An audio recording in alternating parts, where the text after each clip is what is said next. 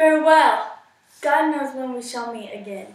I have a faint cold fears through my whole vein that almost freezes up the heat of life. I'll call them back again to comfort me. Nurse? What should she do here? My dismissal scene one needs to act alone. Come, Vile, what if this mixture do not work at all? Shall I be married then tomorrow morning? No, this shall forbid it. Lie there, though.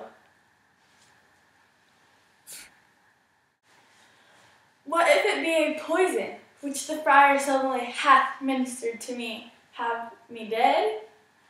Lest in the marriage he should be dishonored, because he married me before to Romeo? I fear it is, and yet, methinks, it should be not, for he hath still be tried a holy man. How if, when I am laid in the tomb, I wake before the time that Romeo come to redeem me? There's a fearful point. Shall I not, then, be stifled into the vault, to whose foul mouth no healthsome air breathes in, and there die strangled ere me Romeo comes? Or if I live, it is not very alike. The horrible conceit of death and night, together with the terror of the place, as in a vault with ancient reticles, where so many years the bones, all buried ancestors packed, where bloody Tybalt, yet be green in earth, lies feasting in his shroud, where, as they say, at some hours in the night spirits resort. Alack, alack, is it not like that I, so early waking with some lonesome smell and shrieks like mandrakes torn out of the earth, that living mortals hearing them run mad?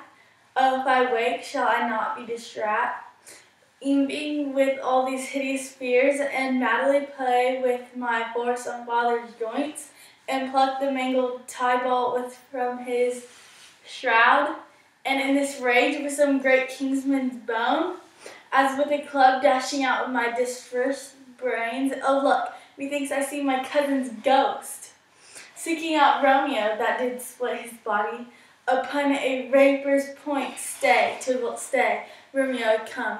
This is till I drink thee.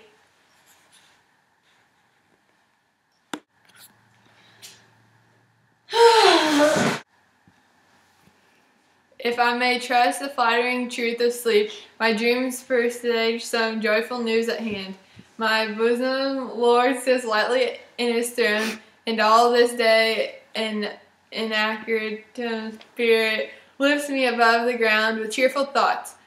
I dream my lady came and found me dead.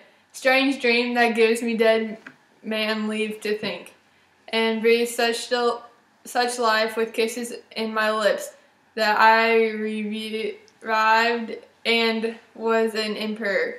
Ah me, how sweet is love itself, possessed by when but love's shadows are so rich in joy. Who calls so loud? Come hither, man. I see thou art poor. Hold, is 40 ducats. Let me have a dram of poison, such speeding gear as will disappear itself thou are thy veins, that the life-weary taker may fall dead, and that the trunk may be discharged of breath as violently as hasty powder fired. Don't hurry from the fatal cannons. Such mortal drugs I have, but Mantua's law is death to any he that utters them.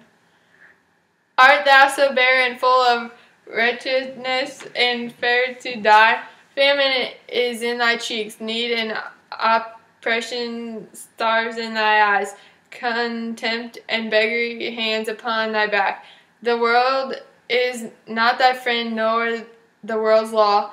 This world affords no law to make thy rich. Then be not poor, but break it and take this. My poverty that my will consents. I pay thy poverty and not thy will. Put this any liquid thing you will, and drink it off.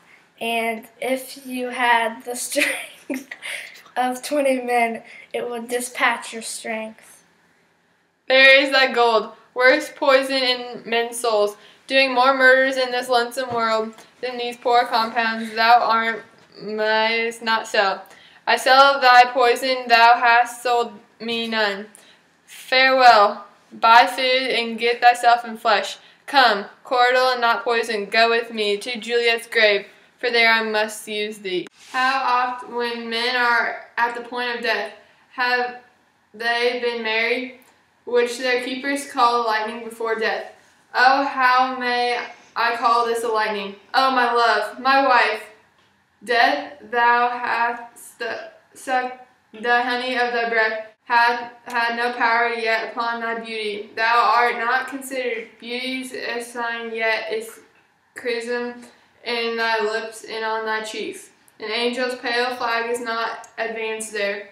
Tybalt lays thou there in thy bloody sheet. Oh, what more favor can I do thee, than with that hand that cut thy thorn in twine, to sunder his that was thy enemy. Forgive me, cousin, oh dear Juliet, why art thou yet so fair? Shall I believe that unsubstantial death is amorous, that the lean upward monster keeps here in dark to be paramour? For there of thy that I still will stay with thee, and never from this place of dim night depart again. Here will I remain with worms that are thy chambermaids. Oh, here will I set up my everlasting rest. And shake thou yoke of inauspicious stars. From this world, word flesh, eyes, look your last. Arms, take your last embrace. And lips, oh, the doors of breath, seal them with righteous kiss and dateless bargain to engross death. Come, bitter conduct, come, and guide, thou desperate pilot, now at once run on the dashing rocks, thy seasick, wearied bark. Here's to my love.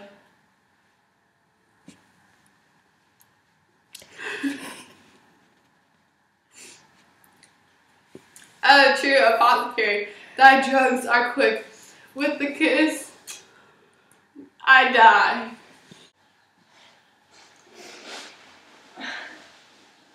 Where's my lord? Was here a cup closed in my true love's hands? Poison, I see, hath been his timeless end. O cruel, drink all and left no friendly drop to help me after? I will kiss the lips. Haply some poison yet doth hang on them to die with a resort? No. Yeah, noise? Then I'll breathe. Oh, happy dagger! This is thou shy.